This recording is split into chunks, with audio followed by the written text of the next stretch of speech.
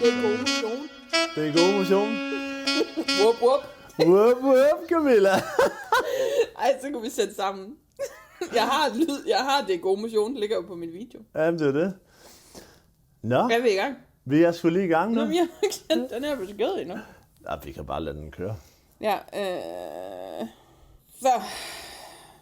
I am ready for the take-off. Ready for take-off. Jamen, velkommen med i snakken. Mit navn er Martin.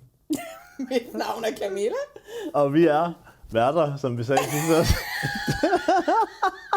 Vi har en god energi i dag. Også Vi er bare jeres venner. Vi er bare jeres venner. Ja. Ja, det bliver med at sige værter. Der er lige en, der har, apropos ingenting, altså vi har lige lagt stories op med, at Martin har hjulpet med at bære nogle tunge kasser op. Og det er ikke apropos bryster. Tasker, nej. Og der er Nej, det var heller ikke det. Hvad fanden var det for en story, de sagde det til? Jo, jeg tror, den første, hvor vi har bæret det op, det er fordi, der er en, der lige har kommenteret, at det var god... den første story, hvor jeg sådan lige står med mine kasser, og du siger, at du skal bære dine kasser, så er der en, der har skrevet god content. Tak for dejlig humor. Ej, fedt, mand. Sådan er vi. Ja, vi er bare sjove hele tiden. Og i forhold til det der med tasker også. Vi skulle have en pakker, så da jeg har parkeret, så har jeg lige fået min taske op i skødet, eller hvad man siger, sådan foran, altså mellem brysterne og rettet. Ja. Og så rækker jeg lige hen for at tage et eller andet skrald, og så dytter jeg bare i vildens sky. Og min respons, det er at gå ud og råbe ud på en tom parkeringsplads. Ja, så kunne du være her, var. Ja, og så da vi går indad, så siger vi også et eller andet. Jamen, så siger jeg, at jeg fik lige større patter af at have min taske der, og så var du sådan et eller andet med større tasker. Det er overhovedet ikke sjovt, når man genfortæller det. Overhovedet ikke. Men det var en god tur i Silvan. Ja, og der var heldigvis ikke så mange. Jeg ved ikke, om der var nogen, der hørte. Altså, det er det gode ved at komme, mens andre er på arbejde. Ja, det er det. Fordi det var jo klokken lidt over 9, vi var der. Lige præcis. Ja. Og nu er klokken 10.08. Ja, og jeg havde det faktisk helt dårligt med, fordi de der pakker kom faktisk i lørdags. Eller jeg bestilte det. Altså, jeg havde ikke regnet med. Det er fødselsdagsgave til min søn, han har fødselsdag 5. januar. Jeg havde ikke regnet det med, da jeg bestilte det fredag, at det allerede ville være der lørdag, fordi altså, jeg gik ud fra, at de bare havde lidt travlt og sådan noget. Ja. Men de var der fandme allerede om lørdag. Også bare sådan en ting er, at de måske nåede at sende det, ikke også? Men at GLS så har været så hurtige. Ja, det gik stærkt, ja. Så de var der nemlig allerede lørdag. Jeg havde sådan tænkt, okay, men de kommer sådan mandag, tirsdag, onsdag-agtigt eller sådan noget. Ja. Fordi havde jeg sagt til dig, så må du godt hjælpe med at hente det. Så var det der fandme allerede lørdag. Ja, og til at starte med, der var jeg sådan lidt, mandag og noget med, at vi skulle optage først torsdag og sådan noget. Men så opstod der lige noget tid her og det er tirsdag i dag, hvor vi så lige kunne hente dem også. Og det skrev allerede i weekenden jo. Ja, jamen det var det. Jeg sagde sådan, så kan du hjælpe mig med at hente det i slutningen af ugen. Nu har Regina lige skrevet, at jeg har 12-14 cirka passen. Ja, så... Jeg svarer lige okidoki. Det gør du bare. Regina, det er et smukt menneske. Shoutout til Regina Rex. Ja, det er Regina. Regina kommer, fordi at... nu snakker vi også bare lidt ind i alting, fordi det er jo egentlig ikke ting, der er sket endnu. Blev vi færdige med det andet? Nej, jeg vil bare lige sige det der med at hente pakker, fordi... Hold kæft, alle de der pakkeshops har jo oceaner af pakker lige nu her efter Black Friday og op til jul. Og sådan er det bare hvert år, så hent jeres pakker så hurtigt som muligt. Det var derfor, jeg havde det faktisk helt dårligt med, at vi først så hentede det i dag tirsdag. Men jeg kunne ikke hente den selv. Altså den kunne jeg ikke hente. Nej. Og jeg kan jo ikke bede min teenager om at hjælpe mig med at bære det op, når det var til ham. Nej, det var det. Hvad er det her, mor? Ja, det er noget. Det er bare, men altså, han ville knap nok sikkert kigge på det. Altså, han ville sikkert bare 10-10. Han ville sikkert bare bære det op og ikke... Helt sikkert. Det er en tanke, men altså... Ja. Nej, ja, fordi der stod jo flere buer. Og så jeg så noget på Facebook, okay, altså det er lige apropos ingenting, men det her kommer vel nærmest... det kommer jo ud til jul. Nå, men det er stadigvæk en generel ting. Der kommer januar udsalg nu her. Hent jeres pakker. Fordi der var en, der skrev, at... altså en eller anden i sådan en pakkeshop, der skrev... Jeg tror, det var GLS. At når GLS, du ved, GLS-manden, han har været ved Silvan og læst alle pakkerne af. Ja. 6 timer senere kommer der bare automatisk en sms om, at du kan hente din pakke. Selvom at Silvans medarbejdere måske ikke har scannet dem ind endnu. Altså så længe de ligger i det der bur der, så kan de jo ikke give dig din pakke. For de har ikke scannet dem ind og givet dem en plads, så de kan finde den og sådan noget vel. Og jeg vil lige sige, at der var 6 buer eller 5 buer, da vi var dernede fulde af pakker, ikke også? Men er det ikke også fuldstændig gakkelak, at GLS sender en sms automatisk, uden at, altså sådan... Jo. På butikkens vegne, kan man jo sige. Jo, helt sikkert. Så er der en hel masse, der går forgæves. Det var netop det der Facebook-opslag handlede om, at så går de forgæves ned i, nu siger vi Silvan, det er ikke det opslaget var fra, Og så kommer jeg og siger, hey, jeg har fået at vide, at jeg kan hente min pakke, og så er de sådan, jamen det kan du ikke, det er fordi GLS sender en automatisk sms, men det ligger altså stadigvæk ude i et af de der 8 buer, hvis slet ikke har fået tømt det nu, så du kan ikke få din pakke nu, du kan... og så, de havde skrevet, de ville tilbyde, at man kunne ringe, at butikken kunne ringe, når de havde deres pakke. Ja. Men der er jo, du ved, så er der jo en masse mennesker, der bliver sure over, at de ikke kan få deres pakke, når de har fået en sms. Ja, præcis, den mentalitet, den er der også jo. Jamen det er det, og det var ligesom, det var sådan, I er nødt til lige at være søde ved mine medarbejdere. Det Ja, var sådan et præcis. opslag, fordi at det duer ikke, I står, altså de kan ikke gøre for det. Nej. Men GLS, helt seriøst, ikke også? Ja. De kunne fucking bare finde deres IT-mand, der lige slog den der automatiske sms fra. Jeg er jo helt Det er enig. ikke svært at få den til at stoppe med at blive sendt ud. Nej, det er sikkert bare en knap. Ja, og hvis det er 3 knapper, så kan de nok også godt administrere det. Ja, For som det, lige sådan, det er da fuldstændig hul i hovedet. Det vil jeg bare huske at tænke over fremadrettet i hvert fald. Men jeg ville heller aldrig stå og blive sur på dem. Nej, det vil jeg sgu heller ikke. Der er også sådan, at jeg ser det her med de her buer her og sådan noget. Ja. Og så også, der er sgu virkelig meget til, før jeg bliver sur på kundeservice-mennesker. Og man kan bare mærke det en gang imellem, at der er nogen, der bare har været sure og sådan noget, så bliver de sådan ret sådan slået, kan man sige. Lige mangel på bedre ord. Jamen, jeg synes ikke, at jeg har oplevet det. Men hvis jeg en eller anden dag, altså det siger jeg i hvert fald altid til mig selv, hvis jeg oplever, at der er en eller anden, du ved, der overfuser en eller anden, der står i en kasse på en eller anden måde, også mig. så kan jeg love dig for, at jeg siger, hold din kæft, Brian. Ja, Brian. Stop dig selv. Og han hedder bare Brian. Det er en Brian. Det er Brian og Brian. Ja, men okay, det var lige apropos ingenting. Det er, at vi næsten skal lave sådan et segment hver gang og lige sige, apropos ingenting, der er lige sket. Nå, men der er måske ikke sket så meget andet spændende siden sidst. Er det for dig? Nå, det ved jeg ikke. Vi kan lige sige, fordi nu snakker vi lige om Regina. Regina kommer, fordi at Regina laver sådan 3D-prints af kroppe. Ja. Som bliver solgt inde på Fabulous Bodies. Ja. Fabulous. Jeg synes, det må Fabulous. vi lige huske at skrive. Ja. Nede og et billede af en af dem. Men vi skal lave en... vi har lavet min krop for, det er i hvert fald et par år siden nu, føler jeg. Men de har fået en eller anden ny printer-agtig dims eller noget. Ja. Som laver det endnu bedre eller et eller andet. Så vi skal lave en ny en af mig i dag. Så jeg skal stå nøgen, mens at Regina går rundt om mig og tager en hel masse billeder. Og så putter de det så i deres maskine der. Scannermaskine, ting, whatever bagefter. Og så, ja, så får jeg den sendt, når den er færdig. Men jeg må vælge glimmer. De har der er meget glimmer med, på. Som jeg får jo en som tak for at lægge min krop til, kan man sige. Ja, præcis. Og så må jeg blande glimmer. Ja. Hvad farven skal være. Men ja, nu skal du lige have varmet stemmen op og snakke noget mere, Martin. Hvad er der sket i dit liv? Der er sket det, at jeg har været på Skype og fået at vide, at jeg ikke behøver at komme mere. Jeg har haft cancer nemlig i mit øje, og jeg behøver ikke komme mere til hospitalerne for at få det tjekket der. Det gjorde jeg i går mandag. Hvilket er derfor, vi optager i dag. Tirsdag. Og det var jeg rigtig glad for. Det er jeg rigtig glad for. Nu er det så bare ved praktiserende sygeplejerske, så jeg sige, praktiserende øjenlæge, hvor at jeg skal komme og blive kigget i øjnene. Det er nemlig sådan, at jeg havde det her forløb her, det har jeg haft siden december 2019 med min cancer. Det er 6 år nu, ja, lige præcis. Hvor at jeg har været i Aarhus, og fordi det er en specialunit, hospitalsspecialiserede mennesker, der arbejder i Aarhus op på Skyby, som ved rigtig meget om de her øjensygdomme og sådan noget. Så det var i går i lørdags. Jeg kan huske, hvad jeg lavede lørdags. Der var jeg i København og hørte Love Shop, hvilket var en utrolig fed koncert. De spiller enormt lange koncerter. Så mig hvad er en lang koncert? Det er over 2 timer. Okay. Vil jeg sige, over 1,5 til 2 timer. Jeg kan huske, da jeg så dem på mit elskede spillested, der spilte de 2,5 timer. Så men det der med, at man siger til Taylor Swift, hun startede med det, det gør hun faktisk ikke. Love Shop, de var foran hende der. Nå. Altså jeg vil godt lige bakke lidt tilbage til det der kræft. Er det en bestemt... Altså fordi, så er du ligesom gået til tjek i... Altså du fik det konstateret i 19. Ja, det var december 19. Ja. Så da du så gik til tjek første gang i 20, var det der væk? De her tjek her, de kommer så af... Så du har været til 5 tjek, hvor der ikke har været noget agtigt? Ja, jeg har været til nogle flere, men ja, det har jeg.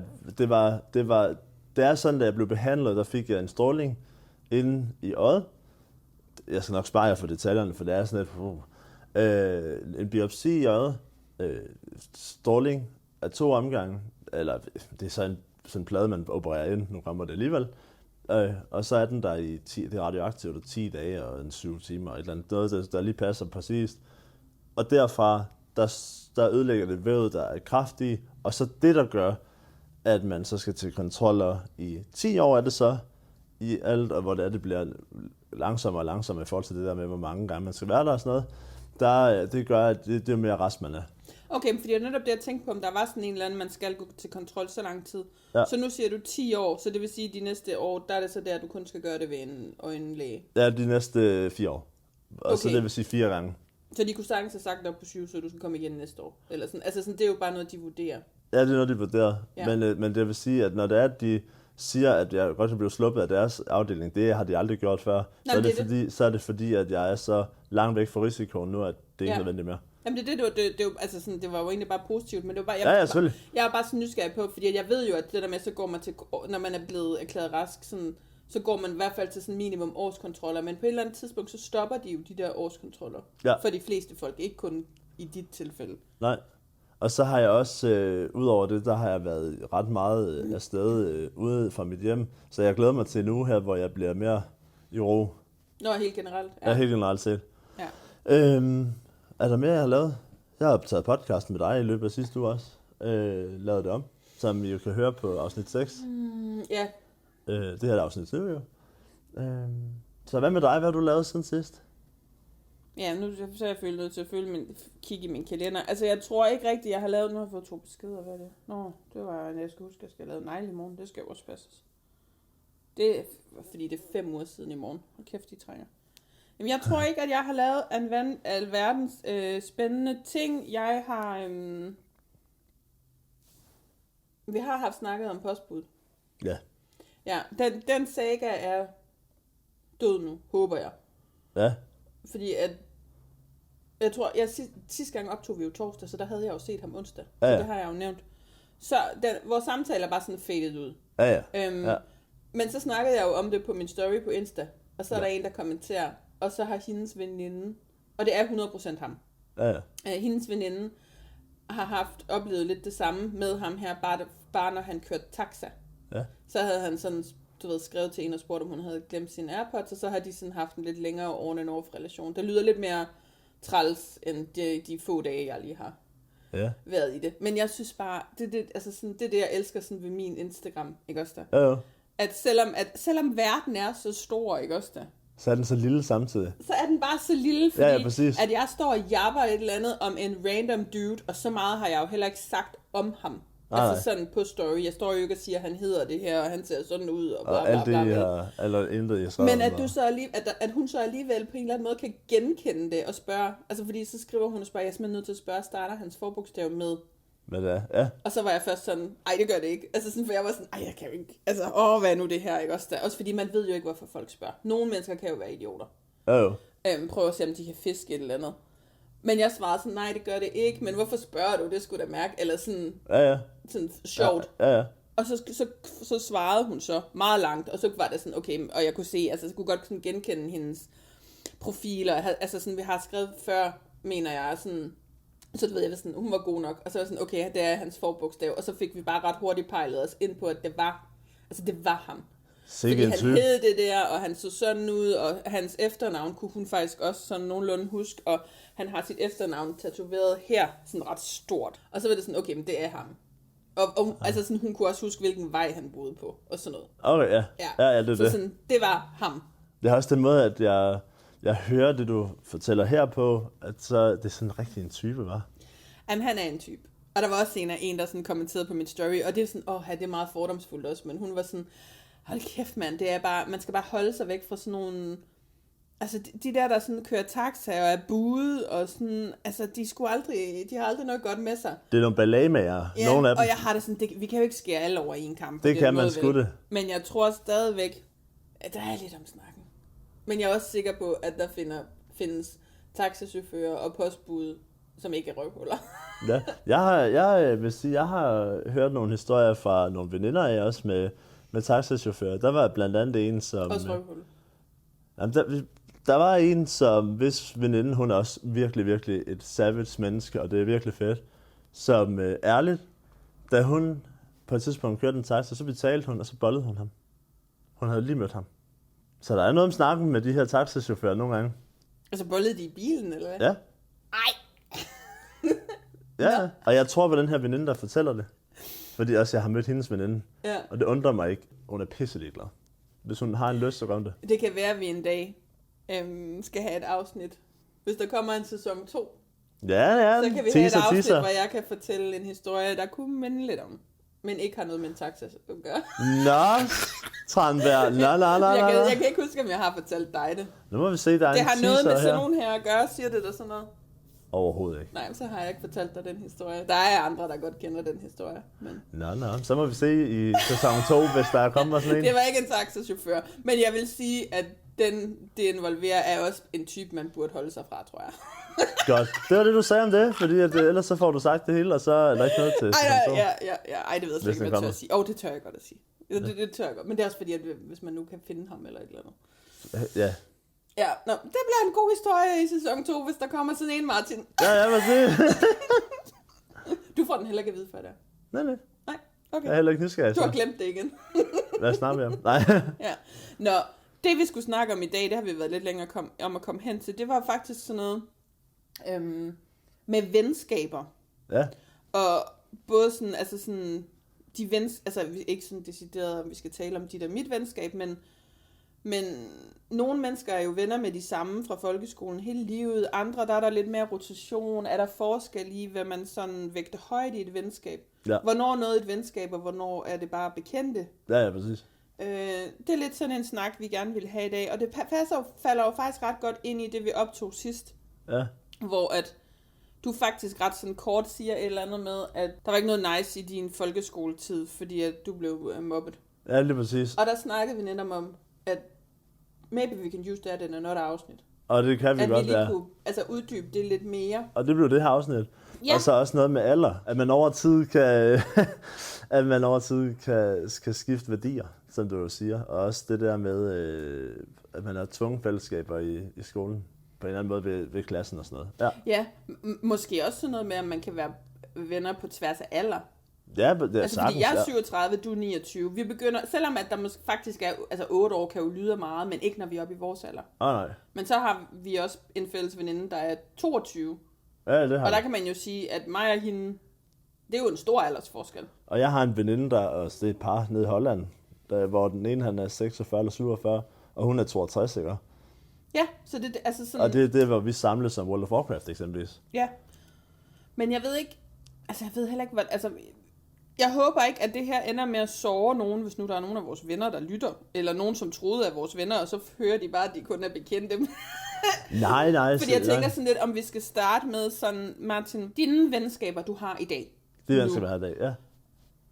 Hvad er den længste? Hvad er det længste venskab der? Dem, som jeg har lige nu? Ja. Det længste, det er 16-17 år. Ja. 16-17 år langt. Eller, hvad man siger. Og hvor mødte du vedkommende henne der? Igennem min kusine. Igennem din kusine? Ja, og okay. det var det er en sjov historie også, synes jeg.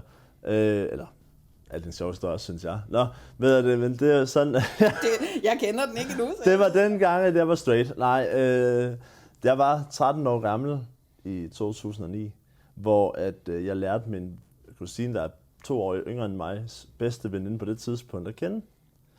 Igennem at jeg så hende på en baggrund. Og der sagde jeg, kæft, hende der, hun er fandme flot og lækker, og alt det der, ser hun så ud. Og så sladrer min kusine til hende om, at det synes jeg. Og så sådan først var sådan nej, det kan man ikke. Men så tænkte jeg, vi laver også nogle videoer til hende og sådan noget. Og det endte så med, at det blev nu et 16-årigt langt venskab, og snart 17. Det er en rigtig god veninde, ja. Jamen, fordi det er jo også mange år. Og jeg har jo alt fra de her 17 år til, venner og bekendte og sådan noget, til op til nu her et halvt til et helt år og sådan noget. Altså det varierer meget. Hvad er det nyeste venskab, du har? Altså, hvor langt vil du sige, det er? Også fordi der er det den der, hvornår går det fra bekendt til venskab? Altså sådan, men ja. det nyeste venskab, du har? Det nyeste venskab, jeg har, det er 1,5 år gammelt. Okay, og er det fra første gang, du mødte personen? Det er fra første gang, jeg mødte personen. Så hvornår vil du så begynde at betegne dem som en ven? Altså, hvor langt ind i relationen var I der? Mig og vedkommende, vi startede med at snakke sammen over det her Fräulein-band. som jeg fortæller om i en af afsnit. Som du er meget glad for. Jeg er meget glad for dem. Jeg har også en tatovering med deres forbogstaver og sådan noget. Der starter vi med at møde hinanden til en Fräulein-koncert i 24, faktisk. Bare sådan tilfældigt? April 24, ja. Det er så flere end halvandet år. Nej, det passer meget godt med halvandet år. Ja, sådan cirka, ikke? Og så møder vi hinanden der, og vedkommende siger til mig, at hey, du har en fed vibe. Og så snakker vi lidt sammen og sådan noget, og så kommer jeg faktisk hen til sådan et LGBT-topmøde her i Odense. Og så springer vedkommende bare ud i mellemtiden med det. Der var vi faktisk nede til en vælgermøde, hvor det var, at det er da vi var nede og høre. Ja. Hvor det var, at de så fortæller, at Fräulein skulle spille der alt var publiceret og sådan noget. Spille til Pride. Og så der efter Pride, der møder vi så vedkommende igen, hvor de så spørger sådan, vil du med mig ud i Danmark og se dem? Og det var sådan, det startede. Og først der, hvor jeg betegner dem som en ven, det var faktisk ret hurtigt. Det var 1,5-2 måneder efter vi mødte hinanden. Så hurtigt kan det gå. Men det er ikke altid, det går så stærkt, jo. Hvornår begyndte du så at tænke, I var venner? Var det fordi, at du lige delte noget sårbart med dem, eller I bare begyndte at bruge vildt meget tid sammen, så du tænkte, nu er vi venner, eller altså sådan, var det lige et spadestik dybere, og snakkerne blev, eller sådan, hvornår tænkte du, nu er vi venner? Der, hvor jeg tænkte, at vi var venner, der var det, da vi begyndte at have en følelse af, at det her, det er noget, jeg gerne vil mere af, til at starte med, og så også en feel af, at jeg kan stole på det her menneske. Ja. Det fik jeg rigtig hurtigt, og at det her menneske er rigtig reelt og loyal. Ja. Så meget konkret fortalt, så når det er, at jeg føler, at man er venner, når man kan dele loyalitet og kan dele sårbarheder naturligt. Ja. Og det behøver ikke at være, sådan de her meget store ting med det samme. Det har jeg prøvet før i tiden, hvor man har sådan trauma-bondet, eller hvad man siger, og så troede man var venner, og så var det bare på grund af... Ja, så var det faktisk lidt usundt, måske. Usundt, ja. Ja. Der har jeg også lært af. Og jeg har også været der, hvor jeg faktisk ikke forstod venskaber, og været meget ensom. På grund af folkeskoletiden, der var jeg jo socialt ekskluderet og mobbet og alt sådan noget. Jeg havde få venner dengang, fordi at jeg havde svært ved at forstå de sociale cues. Ja. I forhold til min ADHD. Det hjalp fandme at få noget medicin for det. Ja. Nærmest fra første pille af, der udvidede min venskabscirkel sig eksplosivt. Ja. Så hvad med dig? Hvornår betegner du et venskab som et venskab? Jamen det er også et eller andet, når jeg sådan faktisk lidt føler, at jeg kan regne med dem. Ja. Fordi at hvis jeg skal tænke over, hvad mit ældste venskab er, altså nogen nu, som jeg egentlig sådan definerer som en ven. Fordi jeg har masser af bekendte, også at jeg har bekendte, jeg gik i folkeskole med, men det er ikke mine venner. Altså det er bare sådan nogle, hvor man lige kommenterer hinandens ting på Instagram eller sådan noget gang imellem. Ja, præcis.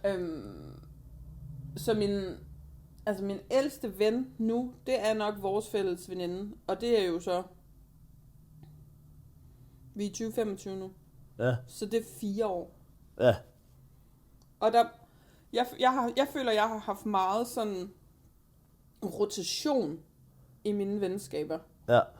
Fordi i folkeskolen, så havde man de venner, man havde. Og det var også dem, jeg var en af de populære, og en populær gruppe, og jeg kan til synligheden forstå efter en story for et par uger siden, hvor nogle af dem, jeg kender fra folkeskolen, kommenterede, at jeg var sgu åbenbart også glad for drengen dengang da.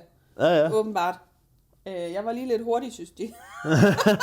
Du havde ikke engang hurtigbriller, men du var meget hurtig. Ja, åbenbart.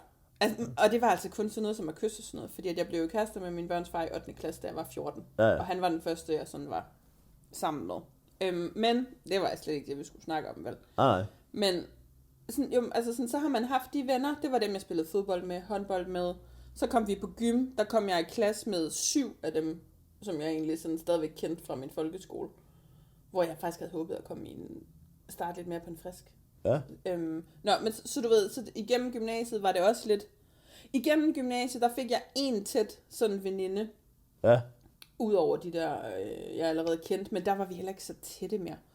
Der var faktisk i gymnasiet var der aldrig nogen, hvor jeg sådan 100% var bare sådan, det er dig og mig til evig tid. Sådan, Jeg følte aldrig 100%, jeg faldt 100% ind i et crowd. Altså, det var jo ikke fordi, at jeg ikke var snakket med nogen, eller var venner med nogen, men der var bare ikke nogen, der sådan var 100%. My people. Ja. Så der snakker jeg heller ikke med nogen. Det er igen kun sådan noget, hvis man lige på sociale medier eller et eller andet. Ja. Og hvad skete? Så der var der noget lærerseminarie. Ja. Og så fik jeg min ældste søn, mens jeg gik på lærerseminariet. Og så fik jeg nogle...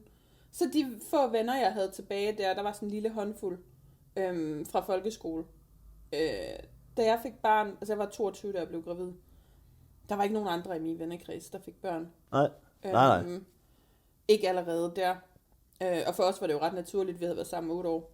Ja, altså ude ved familien. Så der faldt de der venner lidt fra. Altså fordi jeg begyndte jo at ikke rigtig deltage i de ting, de ville, og de kunne ikke rigtig sætte sig ind i mit. Og Nej, og det hører jeg rigtig meget derude også, at når man får børn, så kan der godt ryge nogle venskaber fra os. 100, fordi man ikke er samme sted. Altså det vil jeg næsten sige, der er en grov sortering, når du får børn. Ja. Og det er jo ikke fordi, at jeg har valgt at sortere dem fra, men nu vil jeg, altså for det første, når du også bliver gravid, så sker der altså også en eller anden ændring op i dit hoved. Ja, altså, så begynder du jo at tænke som en mor, eller sådan, hvad man skal sige også. Ja. Så jeg ville jo lige pludselig ikke alle de ting, de ellers lavede måske, og ellers så var jeg for træt til det. Jeg kan også huske, at vi engang var i en eller anden forlystelsespark, og når du er gravid, må du nærmest ikke prøve noget. Nej. Altså, der må du ikke være i alle karusellerne og sådan noget. Nej. Hvor jeg sådan kan huske, at jeg synes, det var lidt træls, sådan at jeg bare gik rundt og havde betalt mange penge for at komme ind, og jeg måtte ikke prøve noget, og de havde det sjovt. Og jeg følte ikke, at de tog hensyn til mig, og de har jo nok også, altså du ved. Føler det, ja. Ja, så altså, jeg kan også huske, de har været på barselsbesøg og sådan noget, men det gled bare lige så stille ud. Ja. Men så kom jeg jo i noget mødergruppe, ikke det der gennem kommunen, det ved jeg slet ikke, om man stadigvæk gør i dag, men en internet, altså sådan, det startede sådan på internettet, det ved alle, der er gravide, skulle sikkert også godt. Ja. Så er man medlem af sådan noget Min Mave eller et eller andet, og så er der sådan nogle Facebook-terminsgrupper og sådan noget, det er en hjemmeside, Min Mave, jeg ved ikke, om den stadigvæk findes. Min Mave? Ja, og så var der sådan nogle Facebook-grupper, hvor der så er, du ved, så alle, der har termin i april, de er medlem af den gruppe og sådan noget. Og januar. Altså, så er der en gruppe for hver måned. Så man starter den faktisk selv? Mens man er gravid. Ja, den kørte sådan gennem det der Min Mave. Så jeg blev medlem af en, der passede til min ældste søn der. Og så lavede vi faktisk sådan en fynsk gruppe også. Og så mødtes vi faktisk, og det føler jeg også, vi gjorde det, inden at vi fødte. At vi nåede at begynde at møde hinanden. Ja. Og der fik jeg noget, som jeg jo så vil kalde nogle veninder. Der var en, jeg sådan også sås med ud over, når vi mødtes næsten ugentligt, hele den her fynske gruppe. Men så var jeg veninder med hende et stykke tid. Så fik jeg jo en til søn. Jeg fik 2 veninder ud af det der, vil jeg sige. Ja. Sådan veninder. Og resten var måske bare nogen, der sådan mest var mødergruppe. Ja. Hold kæft, jeg kan snakke meget. Nå, men... Fuck det. Men så min yngste søn, han er jo sådan 4 år, et par måneder yngre. Da jeg får ham, så går mig og deres far jo ret hurtigt fra hinanden. Ja.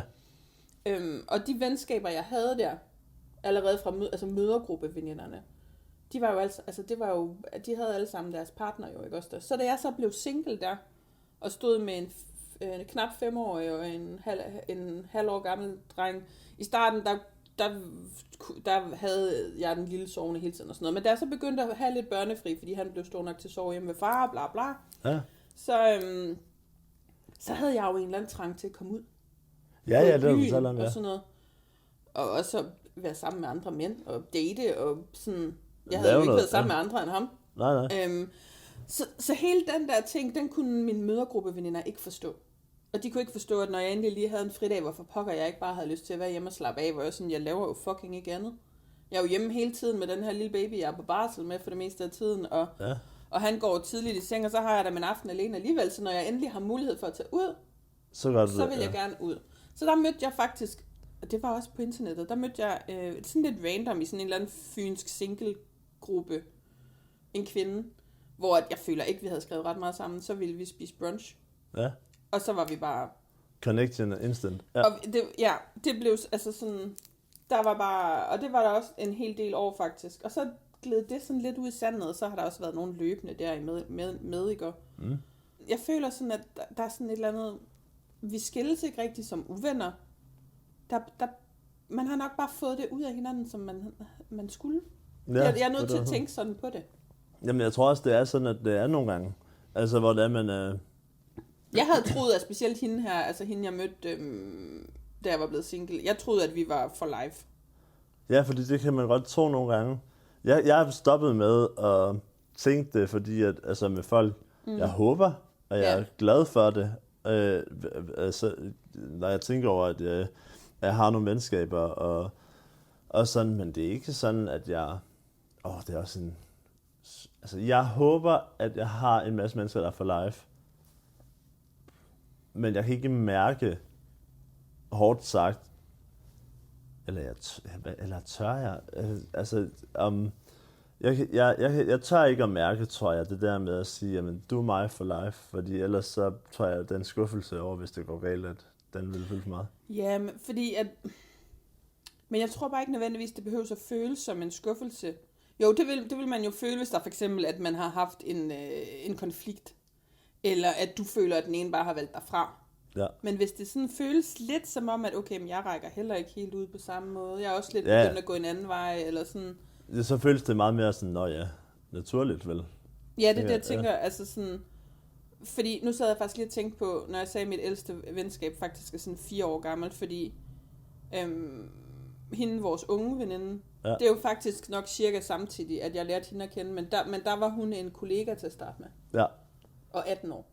Ja. Det lyder helt gakkelak at sige, at jeg var 18, og... Nej, jeg var ikke 18. Hun var, hun var 18, og jeg har været 4 år yngre, end jeg er nu.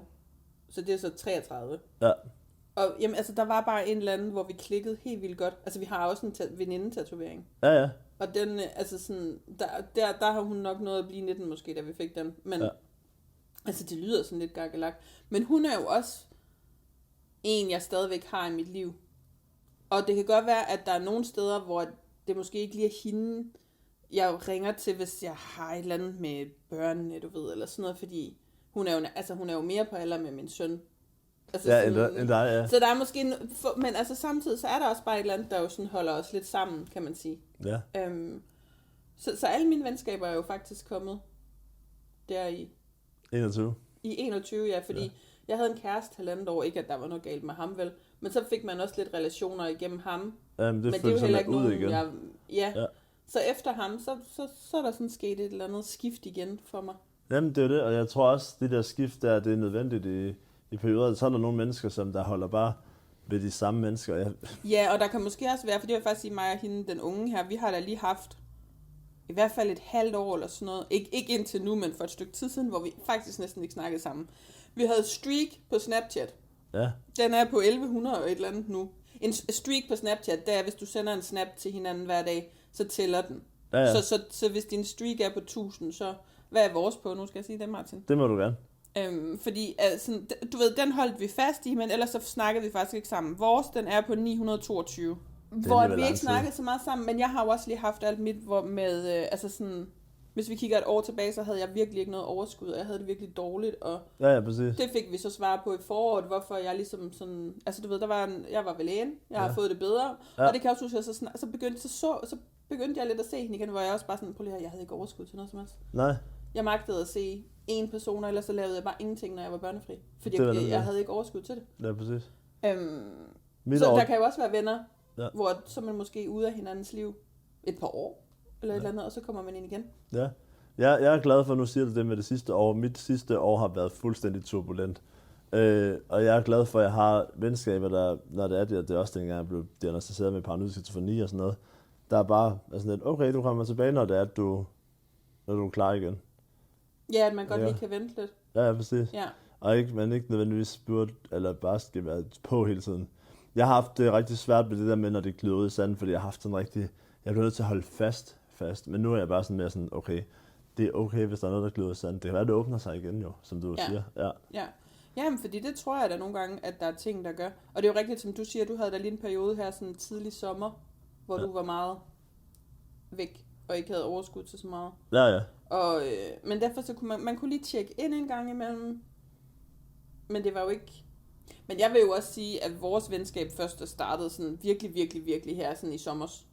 Ja, ikke at vi ikke var venner inden da, men det er blevet det er blevet intensiveret. Ja, vi er kommet tættere. Vi kom tættere ind på hinanden. Ja, fordi Sandberg. vores venskab er jo nærmest også de der 4 år. Ja. Men vi var måske ikke venner i starten. Nej. Fordi der mødtes vi jo kun, hvis vi var sammen med nogle af de andre. Altså, det er bare helt gakkelak, ikke? Og at det først var der, jeg ved du, hvad jeg mener, det der med, det er bare lidt sjovt, at det lige pludselig var sådan, hov, nu er det sådan, at nu åbner det sig bare. Det føles helt naturligt, lige pludselig. Ja, at vores ligesom har taget præcis. fart. Ja, jamen, men det tror jeg, men samtidig så har du jo også været en i alle de her år, hvor jeg vidste, at sådan, jeg ved, hvor jeg har dig. Jeg ved sådan, hvor du er, hvor du ikke er. Ja. Ja, for det kan også være, at man nogle gange er sådan lidt i tvivl, hvor folk er henne. Ja, hvad ved du egentlig? Ja. Fordi jeg kan fx også, altså herude nu, jeg stoppede jo ude på mit arbejde fra 1. september, og fra en eller anden gang i foråret, lad os sige maj eller sådan noget, og så hen til der slut august, der var der startet en ny en ude på mit arbejde, og hun var også, altså jeg er jo 37 nu, men jeg var 36, og jeg tror hun var 3 eller 24, jeg tror hun var 24, og vi klikkede også bare helt vildt godt. Ja. Hvor man virkelig også sådan, okay, der er også sådan et eller andet ekstra her. Men så, jeg tror bare, at når vi ikke... hun skulle så ikke fortsætte med at arbejde fuldtid, nu er det så også lukket ned der hele derude, du ved. Men hun studerer nu, og jeg laver jo mit. Og så kan jeg bare godt mærke, okay, der blev ikke...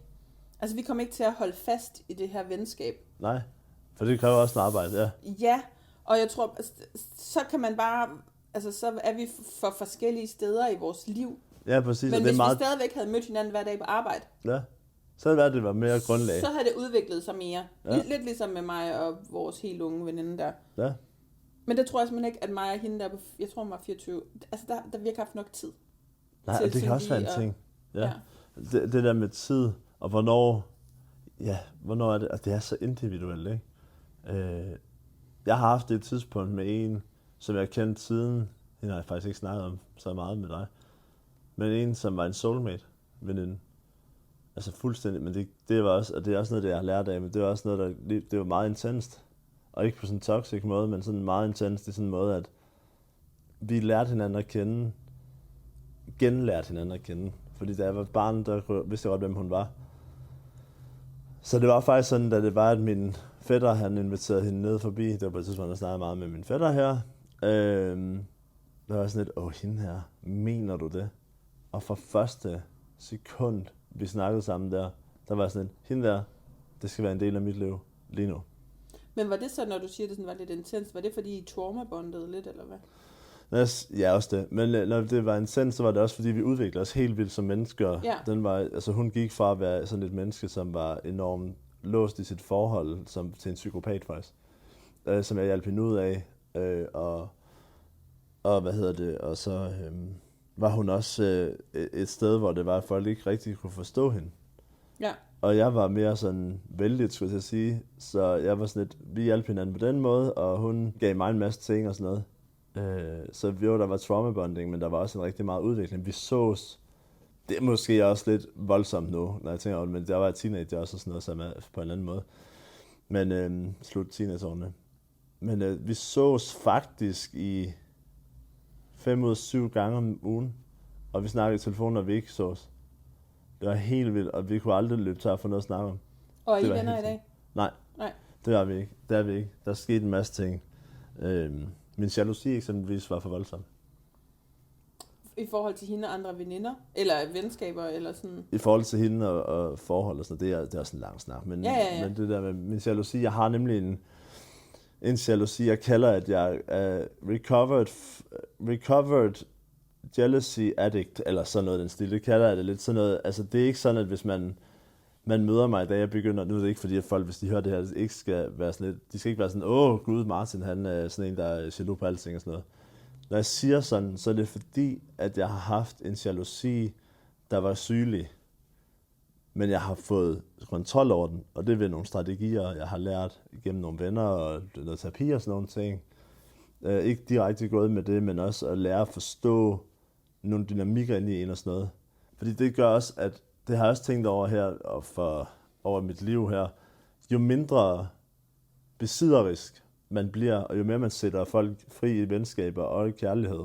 Nu er jeg ikke så sådan, at med kærlighed ikke nødvendigvis i partnerskab og sådan noget, men jo mere man gør det, jo mere er folk villige til at være i ens liv. Og det er ikke sådan, at det er bevidst, det er bare noget, der sker. Ja.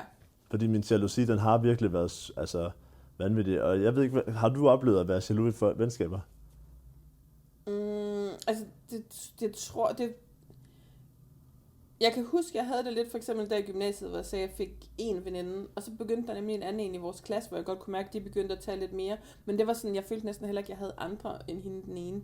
Ikke, jeg snakkede virkelig med alle mennesker, men der var ikke nogen, hvor jeg sådan følte mig tæt med dem. Vel? Nej. Altså sådan. Så jeg tror ikke helt, jeg har haft det på samme måde. Jeg har altså haft en masse issues sådan i forhold med jalousi, fordi at der er sådan tillidsbrud og sådan noget. Men Ja, præcis. Men jeg kan godt sætte mig ind i den der følelse, fordi men samtidig ikke også, der så kan man sige, i dag, det venskab, du har med vedkommende, du ser Frølein med, Ja. det er jo, der har I jo, I kan sikkert også lave andre ting, men I er specielt glad for, altså Frølein, det er jeres venskab, hvis man kan sige det sådan. Ja. Men så har du et andet slags venskab med mig, og et tredje slags venskab med, altså sådan, hvor jeg ville ikke kunne give dig det hele. Nej, Altså, præcis. fordi jeg er ikke lige så glad for Frølein. Nej, altså, sådan, præcis. forstår du, hvad jeg mener? Og man skal ikke kunne give hinanden det hele, men jeg forstår, Nej, hvad du mener. Man skal finde ud. Det er lidt det, man finder ud af op igennem livet, føler jeg. Det gør man, ja. Og det er jo også noget, okay, venskaber, fordi da man var ung, der var det jo også, okay, venskaber, det var også dem, man kunne have det sjovt med. Dem, man hele tiden tog i byen med. Og man vil gerne have flere. Ja, og det kan være noget andet, ja. Nu har jeg jo, kvæg, at jeg blev kærester med min børns far, da jeg var 14, og indtil jeg var næsten 28. Ikke, at jeg ikke gik i byen i den tidsrum, men jeg gik mest i byen, da jeg var, altså inden jeg blev 18.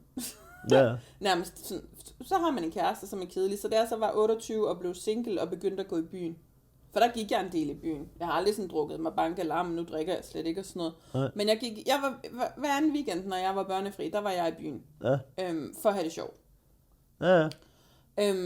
Så der var der masser af mennesker, hvor at det var dem, jeg også. Altså der var nogen, hvor det var sådan, det er min ægte veninde. Vi ses også med vores børn og sådan noget. Ja. Så du ved, de gider hele mig, men der var der også nogen, hvor jeg kun. Altså det var kun nogen, man tog i byen med. Jeg ville ikke have noget at lave med dem ellers. Nej. Altså sådan, der ville vi ikke kunne finde ud af at snakke sammen. Vi kunne bare tage i byen og danse, eller så mødte man nogen i byen, eller jeg holdt også nogle gange fester og sådan noget. Men det var jo ikke mennesker, jeg kunne gøre andet med. Så jeg tror måske dengang, jeg har tænkt, det er mine venner. Men det har det jo ikke været. Det var bare nogen, man lavede det med. Kender du også det der med, at man, og det gør I sikkert også derude, men at man sådan har nogle venskaber i godsøjne, eller nogle bekendtskaber, hvor det er, at man ikke kan snakke om andet end det her emne her. Det kunne være ens fællesskab omkring paddle, eller at man bliver ved med at snakke om mænd og sådan noget. Ja. Altså sådan, hvor man, ja, og så er det jo ikke, så er det jeg ikke rigtig i dag i hvert fald vil betegne det som et venskab. For jeg har brug for i dag i mine venskaber, det skal vi måske også dykke ned i, det der med sådan, hvad er det så vigtigt for dig? Fordi for mig, der er det uhyre vigtigt, at mine venskaber i dag, det er dem, som gider alle aspekter af mit liv. Ja. Ikke kun at tage i byen. Det er hyper vigtigt for mig, at jeg føler, at jeg godt kan snakke med dig om alting. Det betyder ikke, at du hele tiden skal komme. Altså, det betyder ikke nødvendigvis, at du skal se mine børn.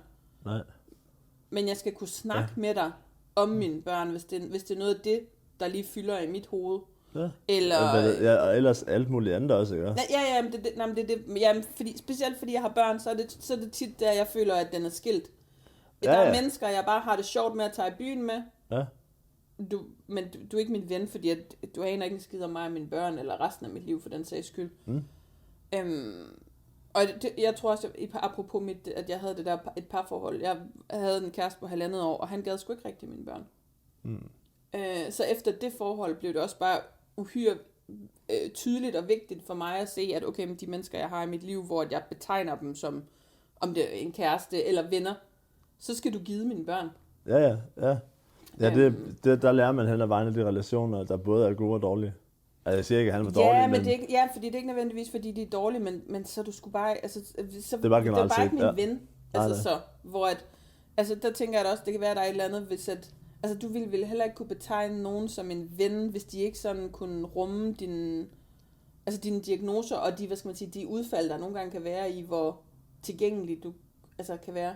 Lidt ligesom vi lige snakkede om, at over sommeren havde du en periode, hvor du ikke var så nærværende, fordi du havde det svært. Altså, sådan. Jo, jamen, det er rigtigt nok. Jeg vil sige, for mig der er autenticitet rigtig vigtigt, og gennem transparency, eller hvad det hedder, gennemsigtighed, Fordi at hvis man ikke kan være det, så har jeg ikke noget at gøre i den relation. Heller ikke det der, hvor man kun kan snakke om paddle, eller hvad fanden det kunne være. Nej.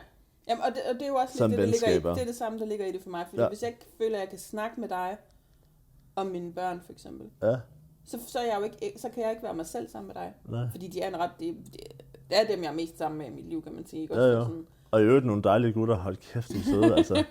Tak. Jeg prøver. Ja. Men sådan... jeg har brug for at kunne snakke om alt med mine venner. Ja. Altså sådan... Selvfølgelig er der en time and a place, men jeg vil jo også gerne have, at de kan føle, at de kan komme til mig med alt. Ja. Så om det er i appen, eller om der er et problemstilling, eller et eller andet. Ja, altså sådan... Også fordi der er nogle af mine venskaber, for eksempel Regina, der kommer i dag, betegner jeg faktisk også som en ven, selvom vi ikke ser hinanden fysisk særligt tit. De er en god ven. Men jeg ved, at hvis jeg har et eller andet problem, så ville de gøre alt, hvad de kunne for at hjælpe mig. Ja. Hvis at det var noget, altså sådan, det er jo ikke alting, at man lige... Men altså, jeg ved, at jeg ville kunne ringe der, jeg ved, at jeg ville kunne...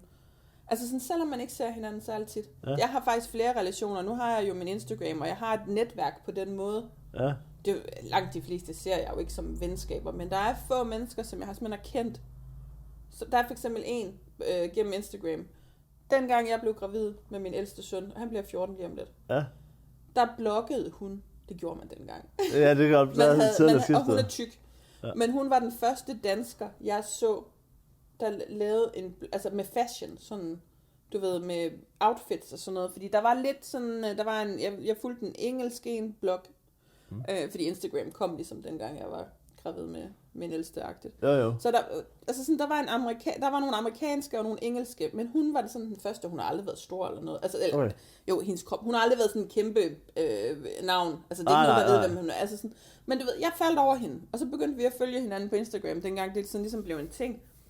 Og vi har bare kendt hinanden siden der, og vi har også mødt hinanden. Har vi kun mødt hinanden en gang? Det tror jeg måske kun, vi har.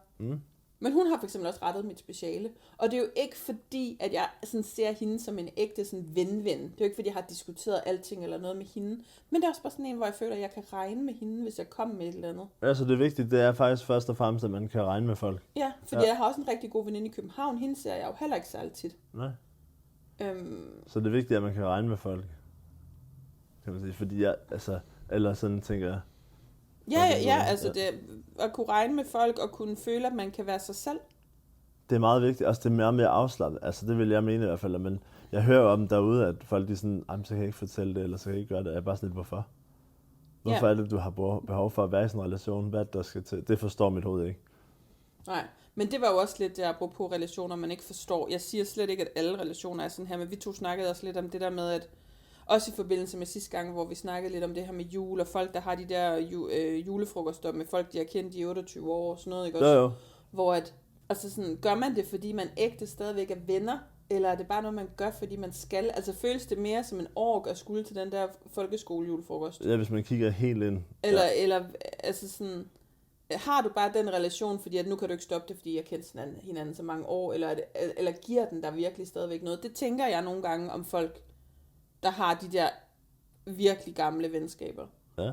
Og jeg er da også, jeg ved ikke om ordet er misundelig, jeg kan da også godt være ked af, at jeg ikke har, fordi der er bare et eller andet over mennesker, der har kendt dig, siden du var lille. Altså sådan, de kender jo en version af dig, som, dem jeg gik i folkeskole med, de kender jo en version af Camilla, som du ikke kender. Ja, 100%.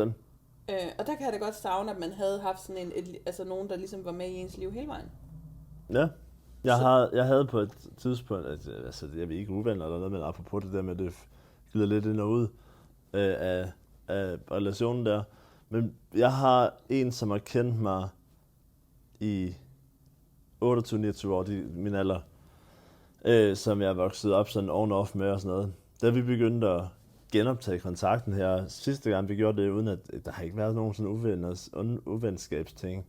Men der fortalte hun om alle mulige ting, jeg havde glemt, at være sådan, den her følelse er fantastisk. Jamen det er det. Ja. Jeg, sådan, også fordi, hvis nu leger vi lige, at så fik jeg på en eller anden måde genoptaget venskabet med en eller anden, jeg har gået folkeskole og gym og sådan noget med. Ja. Så er der jo stadigvæk sådan 20 år af mit liv, de ikke kender. Ja, så det skulle være sådan kontinuerligt. Jamen også, det er jo nok også lidt sjovt at så gribe det, men jeg tror stadigvæk, det vil føles lidt wholesome og Ja. genetablere et eller andet venskab, man har haft. Altså, fordi nogle af de der har jeg gået børnehave med. Ja. Og så glider den ud sådan i løbet af gymnasiet for mange af dem. Ja. Hvor man kan sige sådan, hvis man så lige pludselig genoptog et venskab, ikke bare kontakt, for jeg har jo kontakt med nogle af dem, men sådan, man blev venner igen på grund af et eller andet. Ja. Altså, så tror jeg bare, det ville føles enormt trygt og sådan noget, for det er sådan, du vidste, hvem jeg var, da jeg var 5 år. Altså sådan, Ja, præcis. og du kan huske dengang, at et eller andet skete, og sådan, altså, du ved, du var der, da whatever. Det må også have været en sjov oplevelse, det med, at der var en, der skrev til dig om din, om at du var drengeglad dengang, hvor du sagde, gud, det kan jeg ikke huske. Og ja, jamen det er specielt det er nok hende, jeg allermest tænker på, når jeg sådan tænker på gamle venskaber. Fordi at det var netop det der med, at jeg for et par uger siden sad og kiggede. Fandt jo alle de der kort fra min konfirmation. Alle dem, jeg har fået, hvor der så var en af de venskaber, jeg havde dengang. Hun havde skrevet sådan et eller andet med, jeg håber, du får en god blå mandag. Det kan være, din månedens prins er der. Ja. Hvor jeg jo sådan sagde på story, at ej, altså hallo, jeg var sgu da ikke. Var jeg også så drengeglad dengang? Var jeg så drengeglad dengang? Også dengang, ja. Jamen, det kan man ikke rigtig sige, ja, nu der er i hvert fald ikke en ny en hver måned. Men hvor der netop sådan var en, der kom til, jamen det var du sgu, Camilla, kan du ikke huske sådan den og den, og jeg havde da glemt noget af det, hun sagde. Ja, det forstår jeg godt. Og det synes jeg bare, altså sådan, det er der bare, det kan jeg kan godt savne at have, at man stadigvæk havde en eller anden, man havde kendt nærmest hele livet. Jeg lægger også mærke til, når det er, du fortæller, det er også noget, der er vigtigt for mig. Sådan, det vi kan gøre sammen, dig og mig, og så også, jeg kan gøre med nogle andre og sådan noget, det er det der med at lave ingenting. Jeg har husket her for nylig, hvor det var sådan lidt, hey, må jeg komme ned og lave ingenting? Det har jeg gjort et par gange. Ja. Men hvor det var, at så lagde jeg mig her, og så stenede vi i et par timer. Og så var det egentlig der, hvor vi var meningen, at vi skulle i byen også. Vi når aldrig i byen, når vi siger, at vi vil i byen, for det skulle vi også have været siden sidst. Ja, præcis. vi gider ikke, når det kommer til. Vi vil bare gerne være sammen. Det vi har haft det mega sjovt op til. Ja. Og så gider. Ej, okay. Skal vi til at skifte tøj og tage make-up på, og din luft er gået af ballonen også, og sådan noget. Ja. Men ja, det er rigtigt, det der med, at man kan lave ingenting sammen også. Ja. Men igen, det er jo også sådan noget, havde man en kæreste, så var det jo ofte med ens kæreste, man lavede ingenting. Det er det. Og det er også sådan en sjov dynamik, det der med, at man... at ens kæreste skal fylde så meget, synes jeg. Det er noget, det jeg har haft rigtig svært ved. Det der med, at altså generelt set, at kærester, de skal fylde så meget. Jamen, men det gør de jo også. Men det gør de jo også. Når jeg siger, jeg har haft svært ved det, så igennem folkeskolen og min teenageår og sådan noget, der har det været meget sådan, du er ikke vigtigere, end at når jeg får en kæreste, så kan du være lige meget. Og den følelse har siddet rigtig meget i mig i mange år. Det kan jeg godt forstå, hvad du mener. Det der, hvor at, jeg tror også 100%, dengang jeg blev kærester med min børns far, da jeg var 14 der. Altså, der er jeg jo lige så stille. Fordi helt seriøst, den vennegruppe, jeg var i, inden at jeg blev kærester med ham, de ses stadigvæk i dag. Ja. Virkelig en stor gruppe, der stadigvæk ses i dag. Nogle af dem er så også kærester. Og, sådan, altså, har været det i, ikke helt siden da vel, men der er en stor, den gruppe, jeg var en del af, de ses stadigvæk. De har de der julefrokoster og sådan noget. Og jeg har da taget mig selv i flere gange og tænkt over, kan jeg vide, hvis jeg ikke var blevet kærester med ham? Fordi jeg gik i 8. og han gik i 10. Så der var jo, altså det var jo ikke den samme vennegruppe, man havde vel. Altså 2 klasser over, det er jo meget. Det var den, du ved. Så det er jo ikke fordi, at jeg nødvendigvis trak mig, altså sådan bevidst, men jeg begyndte jo bare hele tiden at være sammen med ham. Ja. Og så ryger man jo ud af vennegruppen. Altså sådan, det er jo lidt et aktivt valg, du selv gør, uden du måske helt selv ser det, vel? Ja, præcis. Men jeg kan da godt tænke over, at hvis nu, at jeg ikke var blevet kærester med ham, eller at jeg havde gjort tingene meget anderledes, at så havde jeg måske været en del af de der julefrokoster. Jeg tænker også nu, når vi lige snakker om det, med, noget af det, der holder mig noget tilbage, ærligt, med det her med at skulle gå aktivt efter og date og sådan nogle ting. Det er rent faktisk, jeg vil ikke miste mine venskaber, jeg vil ikke gå på kompromis med dem. Nej, overhovedet ikke. Så vil jeg hellere, og det er oprigtigt fra mit hjerte af, så vil jeg hellere undvære. Eller en gang imellem være sådan, hvis jeg ærligt har behov for noget intimitet, så gå ud og finde det, og så bare være lidt godt, så gør vi det. Jeg vil hellere være single, og så det ikke gå på kompromis med mennesker. Hårdt sagt. Men det kommer det jo til, hvis jeg vælger en kæreste. Det ved jeg godt. Ja, det vil det komme til. Men jeg synes faktisk, det der forhold, jeg havde på 1,5 år, som så er, det er 5 år siden, vi gik fra hinanden nu. Ja. Der synes jeg faktisk stadigvæk, og jeg, selvfølgelig, altså det spørgsmål er, om jeg føler ikke, at nogen af mine venskaber sagde noget, altså har brokket sig til mig, eller sagt, vi savner dig, eller du er aldrig sammen med os mere, eller noget. For der synes jeg faktisk stadigvæk, at jeg var god til, jeg vil faktisk, da corona kom jo på et tidspunkt, så der kunne vi ikke gå i byen mere, vel. Men vi var i hvert fald kærester et års tid, inden corona kom, næsten et år. Ja. Og der gik jeg sgu stadigvæk i byen nærmest hver anden weekend, fordi at jeg havde sådan stadigvæk sådan den der venindeaftale. Ja. Altså du ved, dengang der var det meget sådan, jeg havde børn 9 dage, så havde jeg 5 dages børnefri. Det var meget fast. Nu er det lidt mere flydende, fordi de er blevet ældre og sådan noget. Ja. Men de der 5 børnefri dage, så boede jeg godt nok meget hjemme ved ham-agtigt. Ham jeg var kærester med. Men jeg var stadigvæk fandme næsten altid i byen, enten fredag eller lørdag med de der veninder der. Og altså, han var ikke med. Og jeg lavede jo også andre ting. Det var jo ikke, fordi vi kun gik i byen, vel. Men sådan, der føler jeg faktisk på en eller anden måde godt, jeg kunne finde ud af at holde fast i mine venskaber. Men jeg tror også, at det var fordi, at han var en vældig travl mand. Ja. Og okay, men hvis han alligevel skal noget fredag aften, så kan jeg jo lige så godt tage i byen, hvor jeg er da bange for, at hvis han var en der var mere hjemme, end hvad han var, så havde jeg nok også blevet hjemme for at være sammen med ham. Så jeg er også sygt bange for den der. Det er også det, jeg er bange for ved at få en kæreste. Det er, at jeg så bare bliver hende der glemmer ens venner. Og så ligger jeg aldrig på sofaen med mine med vennerne mere, fordi at nu er det bare ham hele tiden. Ja. Det gider jeg ikke. Jeg vil gerne være sådan en kæreste, det ved jeg allerede nu, at der opmuntrer til, hey, vil du ikke hos dine venner og sådan noget, og jeg er ikke den allervigtigste i dit liv nu, bare fordi vi er kærester og sådan noget. Det er meget vigtigt for mig at gøre. Men spørgsmålet er, om man så gør det. Altså, når man er forelsket, så er man jo, det er jo en det ved jeg godt. Altså, min første forelskelse var i år, er du det sunshine, første sådan halvt år, der er man jo, altså der er det jo den der forelskelse, der styrer en, og man og er det jo kan nå at ødelægge rigtig meget også. Men det er det, fordi så er det jo netop også, du kun ser din kæreste, og du vil bare være sammen med vedkommende hele tiden og sådan noget. Ja, men jeg nægter at blive som et par, jeg kender. Hold nu kæft. Det har jeg altid haft det lidt svært ved. Og det her, det er ikke et par, som vi kender sammen, eller sådan, at det er helt et tredje par. Men hvor det er, at jeg vitterligt ser dem lave alting sammen, og det kan man godt. Men når de så laver ting sammen, så har de nok i sig selv også. Og det er sgu demotiverende. Ja, okay, så hvis de tager til koncert, så er det ikke, fordi de gider egentlig med venner, de gør det bare sammen, og hvis de, altså alting. Det kan godt være, ja, det er jo det, og der kan man godt, der kan jeg godt være sådan lidt, hallo, nu er I her sammen. Det må man gerne, men det er klister. Sådan helt. Det kan jeg også mærke, jeg er bevidst om. Når vi er nødt til at manifestere lidt her. Når jeg får en kæreste, for vi vil jo også gerne have en kæreste. Når jeg får en kæreste igen, så er jeg da også bevidst om, at hvis at vi 3 skal hænge ud sammen, for eksempel. Lad os sige det. Ja. Altså skal jeg ikke lege, klister med ham. Altså, selvfølgelig så skal vi alle sammen sidde og snakke sådan noget, men vi behøver ikke at sidde og være helt flettet ind i hinanden. Fordi som vennen, der er det sgu også bare lidt irriterende nogle gange at se på, hvor det er sådan, okay, kan I ikke vente med at kysse? Altså, jeg har lige 3 timer nu, så kan I kysse hele tiden igen, når jeg er gået. Ja. Altså, agtigt. Jo, og det der, man lige giver et tantekys, men det der med, at man sådan hele tiden sidder og klister med. Ja, eller hvis den ene lige skal gå over og handle, så siger man lige farvel og møs, eller lige et klap i røven, eller et eller andet, de går. Ja, præcis. Det er ikke, fordi man ikke må det. Nej, og det er sådan flere perspektiver og sådan noget, men det er bare stadigvæk sådan lidt. Hvis vi 3 skal, dig, mig og min ikke eksisterende kæreste, vi skal hygge os sammen, og sidde og spille et spil eller et eller andet, så behøver mig og ham ikke at sidde og flette fingre og kysse hver anden sekund og sådan noget. Altså sådan,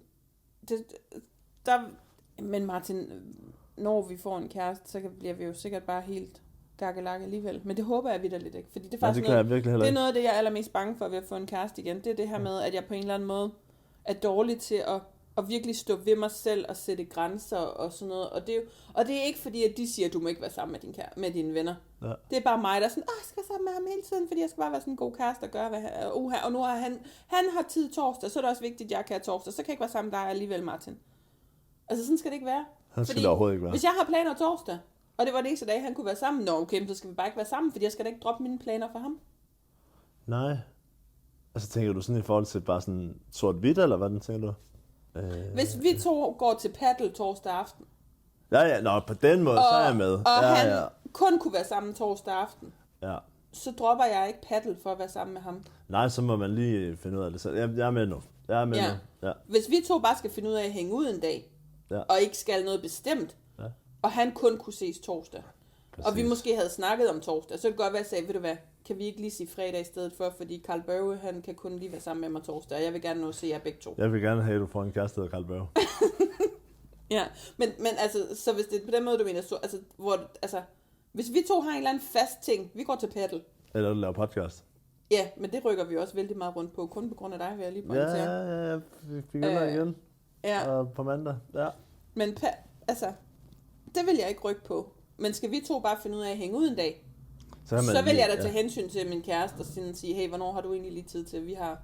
Nå, okay, men jeg kan kun torsdag, okay, men så ses jeg med Martin en alle de andre dage. Altså sådan. Jeg forstår fuldstændig nu, det er jo det, og så får man det til at virke rundt om, men det betyder ikke, at du glemmer mig.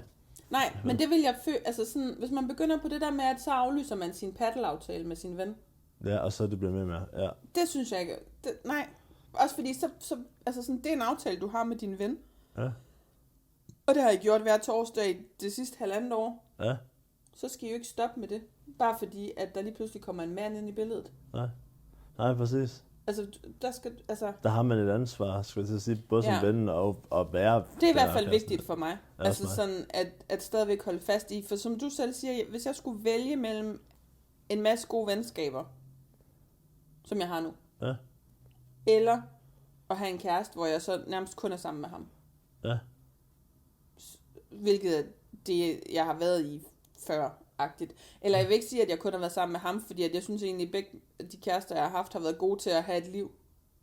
Ja. Altså med andre ting. Men jeg har været fucking dårlig, for så har jeg bare siddet hjemme og ventet på, at de endelig havde tid til mig. Men det er en indsigt, du har så. Ja, jeg skal ikke bare sidde hjemme og vente på, at de lige har tid. Okay, men han kommer hjem torsdag 9:00, så der kan jeg lige nå at se ham. Nej, du skal lave det, du fucking vil. Altså sådan, så det der med at holde fast i ens venskaber. Altså så vil jeg også hellere undvære at have en kæreste, hvis jeg bliver sådan igen. Altså sådan en, der bare lever for at være sammen med min kæreste. Og det kan man jo også sige med venner, det der med at gå og vente på de her specifikke venner, eller man sådan giver mening, altså det der med, at man så går og venter på, altså de aldrig har tid og sådan noget, Nixon. Nej, fordi er I så venner mere? Nej, okay, så er det måske bare slut. Men er det sådan, at når man så har en, altså jeg må næsten sige et parforhold, og så et venskab, der er venskabet mere sårbart? Altså ikke sådan i den der interne relation, men det der for at blive... Jeg tror, at venskabet har let at være at ryge. Ja, præcis. Det der tænker jeg. Jeg har heller aldrig helt forstået den der saying med sådan, du ved, venskaber er for livet. Altså kærester kommer og går med venskaber er for livet. Ja. Har du hørt det før? Ja, det har jeg. Ja, også at man... Der findes også en måde at sige det på engelsk. Ja. Men den har bare aldrig... Altså det har aldrig helt været sådan for mig. Det har jo egentlig været omvendt. Ja. Det er kæresterne, der er blevet... Så du er kærestemenneske? Nej, det er jeg jo... Nej, fordi det er jo dårligt... Altså det er ikke... Jeg synes ikke, det er gode forhold, jeg har været i. Okay. Kun, altså sådan... Ja. Fordi jeg har ikke kunnet stå ved mig selv i de forhold.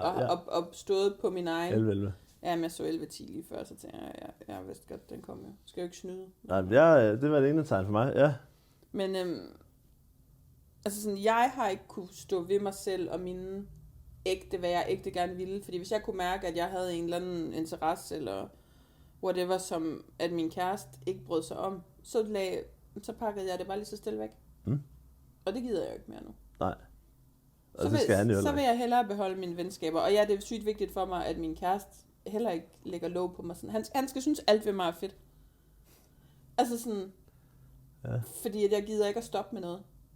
Eller skrue ned for noget, fordi at du synes, at jeg larmer for meget. Eller hvis han ikke kan lide min Insta, eller et eller andet. Jeg siger ikke, at han skal være på hele tiden. Det er heller ikke alle mine venskaber, der gider være på. Ligesom at jeg må filme dig, for eksempel. Nej, præcis. Men det er bare sygt vigtigt at føle, at jeg kan være mig selv. I venskaber, og når vi en eller anden dag får en kæreste, Martin. Ja, præcis. Var det ved at være sløjfen på kagen, eller hvad man siger? Man skal være autentisk. Man skal være autentisk. Det er noget, der er rigtigt. Man skal kunne vi skal egentlig kunne føle, at vi kan være autentiske i de relationer, vi har. Ja, præcis. Være os selv og kunne dele alt. Og det er også der, jeg tror, man kommer længst. Ja. Så med de ord, der vil jeg sige tak for i dag, og tak for at være med i snakken.